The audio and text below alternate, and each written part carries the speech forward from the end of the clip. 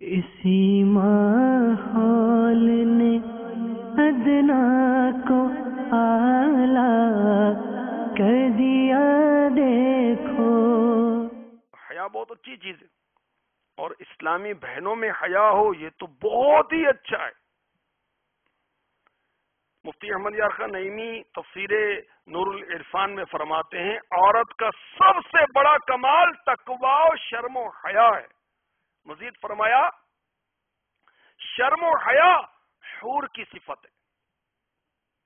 اور تفسیر روح البیان میں کتنی پیاری باتیں لکھی ہیں، سبحان اللہ۔ 6 چیزوں میں حسین ہوتی ہیں: علم عمل میں، عدل بادشاہ میں، سخاوت اغنیا میں، توبہ شباب میں یعنی جوانی میں، صبر فقر میں، حیا عورتوں میں۔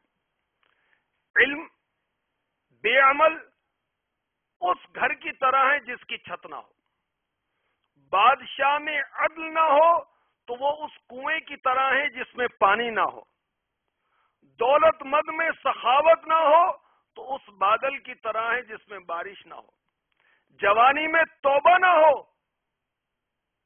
تو وہ اس درخت کی طرح ہے جس میں پھل نہ ہو، فقر میں صبر نہ ہو تو اس چراغ کی طرح ہے جس میں روشنی نہ ہو، عورت میں حیا نہ ہو تو وہ اس طعام کی طرح ہے، اس کھانے کی طرح ہے جس میں نمک نہ ہو۔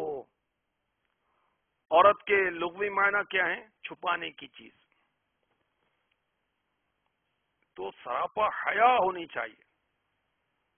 میرے آقا صلی اللہ تعالی علیہ وسلم نے فرمایا، سنن ترمذی حدیث 1176، عورت ہے یعنی چھپانے کی چیز ہے، جب وہ نکلتی ہے تو اسے شیطان جھانک کر دیکھتا ہے، یعنی اسے دیکھنا شیطانی کام ہے۔ اسلامی بہنیں سوچیں کہ میرے آقا علیہ الصلوۃ والسلام نے فرمایا کہ عورت ہے، یہ چھپانے کی چیز ہے، جب گھر سے نکلتی شیطان جھانکتا ہے۔ تو کیا یہ بلا ضرورت شرعی گھر سے باہر نکلنے سے رک نہیں سکتی؟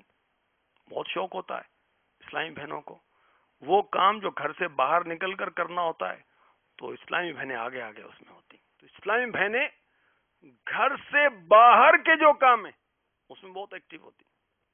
تو کاش امہات المؤمنین رضی اللہ تعالی عنہن کے صدقے میں، آقا کی 4 شہزادیوں کے صدقے میں، کاش صحابیات رضی اللہ تعالی عنہن کے صدقے میں ہماری بہنوں کو، بیٹیوں کو حیا کی چادر نصیب ہو جائے، شرعی پردہ کرنا نصیب ہو جائے، امت کتنے فتنوں سے بچ جائے۔ اسی ماحول نے ادنا کو